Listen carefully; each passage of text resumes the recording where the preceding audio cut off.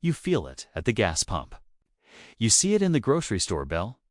You hear it in the despair of a family trying to pay their rent. A war explodes on a distant continent, and suddenly the entire world is poorer. This is not an accident.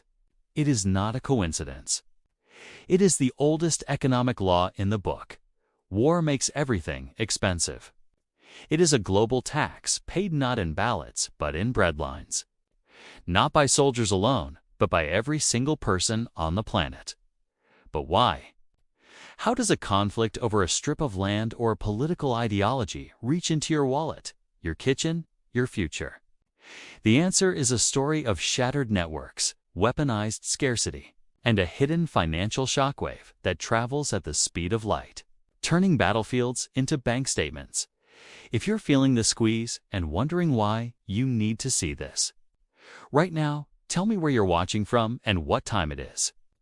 To understand the invisible threads tying a tank in Ukraine to your empty wallet, hit like, share this urgent breakdown, and subscribe to grasp this. We must follow the money and the materials. Modern life is a miracle of global connection, breathtakingly complex.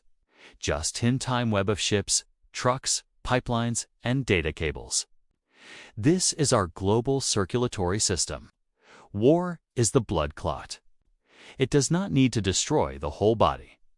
It only needs to block a critical artery. There are three primary arteries that war immediately attacks, sending shockwaves of cost through every layer of our existence: the energy artery, the food artery, and the money artery. When these are hit, inflation is not an economic term. It is a silent blast wave that crushes living standards worldwide, first and most explosively. The energy artery. War fuels the flame. Fossil fuels are the lifeblood of industrial civilization. They power our cars, our factories, our homes, and they are the foundation for fertilizers, plastics, and chemicals. And they are profoundly geopolitical. Major conflicts almost always involve or threaten a major energy producer. When Russia invaded Ukraine, it wasn't just a land war in Europe. It was an attack on the world's gas station. Sanctions, counter-sanctions, pipeline sabotage, and tanker blockades didn't just disrupt supply. They weaponized it. Overnight, the market was flooded with a terrifying premium called risk. Traders in London and New York started pricing in the chance of a complete cutoff of a wider war. That fear, quantified into dollars and euros, doubled and tripled the price of natural gas. But it didn't stop there. The shock rippled across to oil, to coal, to electricity markets from Germany to Bangladesh.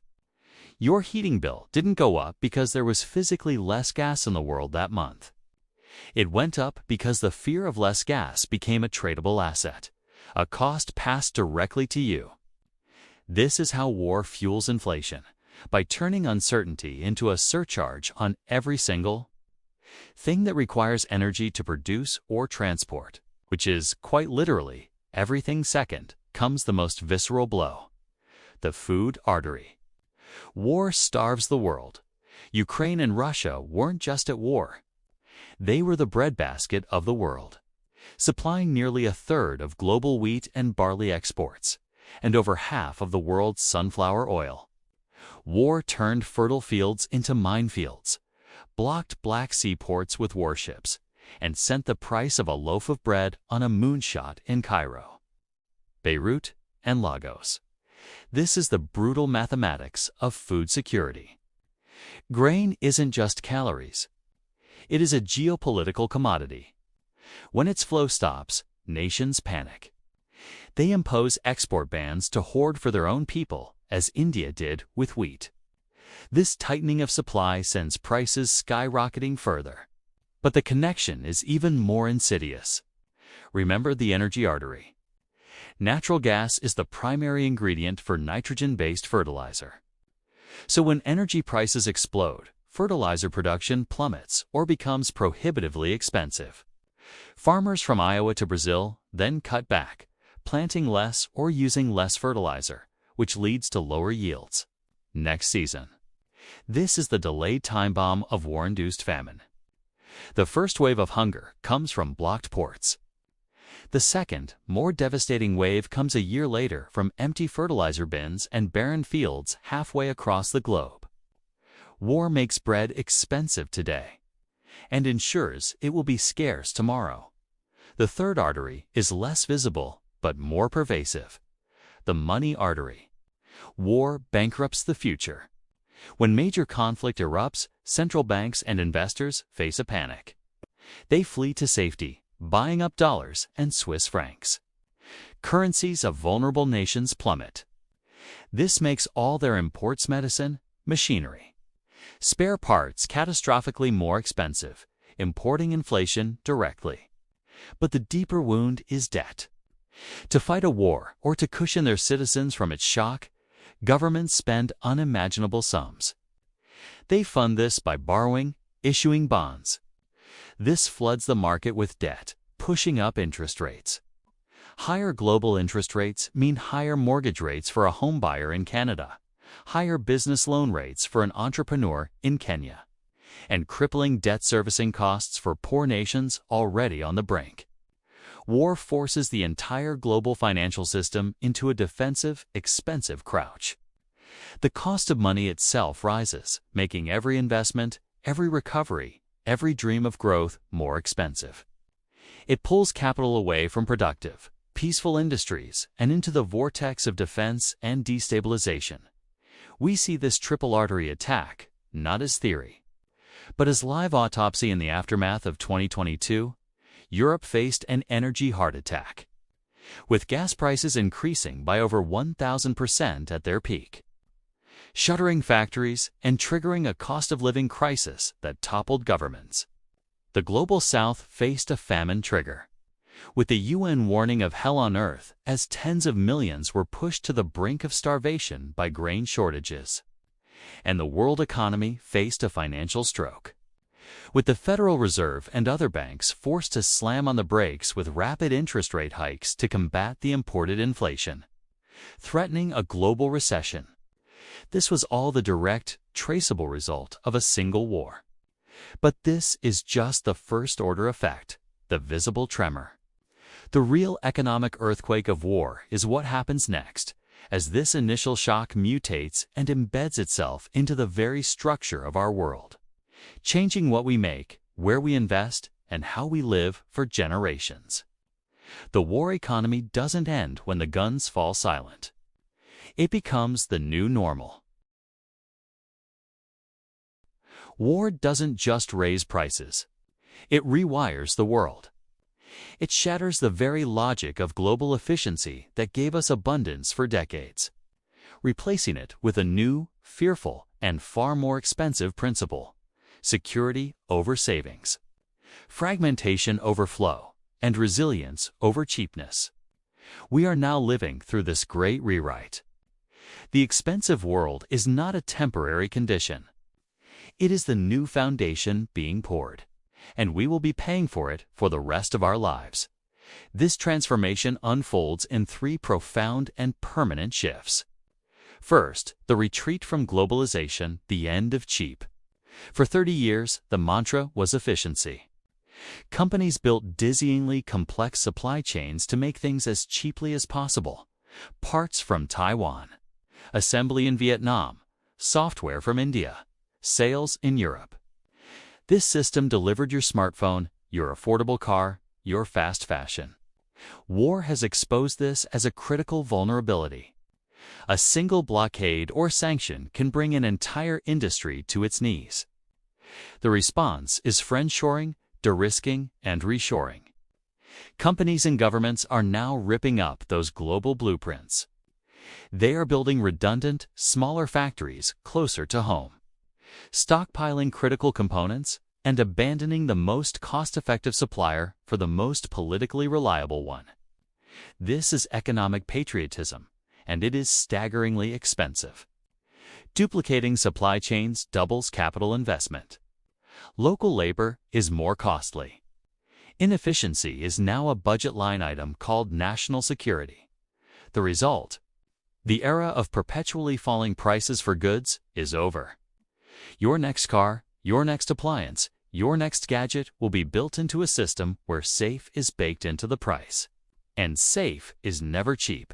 Second, and directly connected, is the rise of the fortress economy, paying to fear each other. As global trade splinters into blocks, nations are engaged in a massive competitive investment in economic self-armor. This is no longer just about military budgets. It's about industrial policy as defense policy. The U.S. CHIPS Act, pouring hundreds of billions into domestic semiconductor production, is not merely an economic stimulus. It is a $280 billion defensive wall against Asian semiconductor dominance, deemed vital for everything from Javelin missiles to AI. Europe's Green Deal industrial plan is, similarly, a €1 trillion bid for strategic autonomy in energy and tech. These are necessary, perhaps, in a fractured world, but they are also phenomenally duplicative.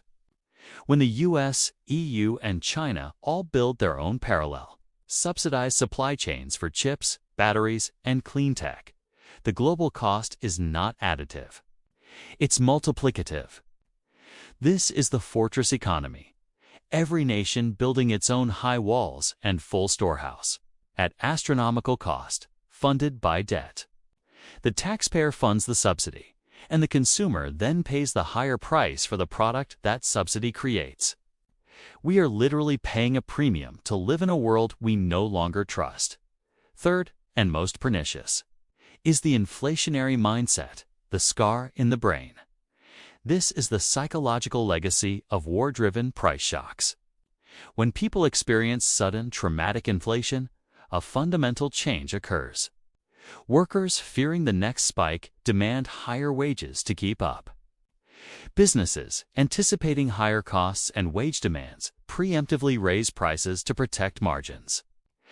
This creates a self-fulfilling prophecy, the wage-price spiral. Once this psychology sets in, it becomes embedded in every contract, every negotiation, every business plan. Central banks, tasked with killing this mindset, have only one brutal tool: deliberately cause unemployment and trigger a recession by raising interest rates to punishing levels, breaking the economy's will to spend. This is the cure that is often worse than the disease. The war may end, but the inflationary psychology it ignited can linger for years, forcing a decade of high borrowing costs, stunted investment, and lost growth. The cost of the war is paid and paid again in millions of foregone homes, businesses never started, and dreams deferred. So, we arrive at the ultimate, grim calculation. War makes everything expensive, not just through bombs, but through the death of trust.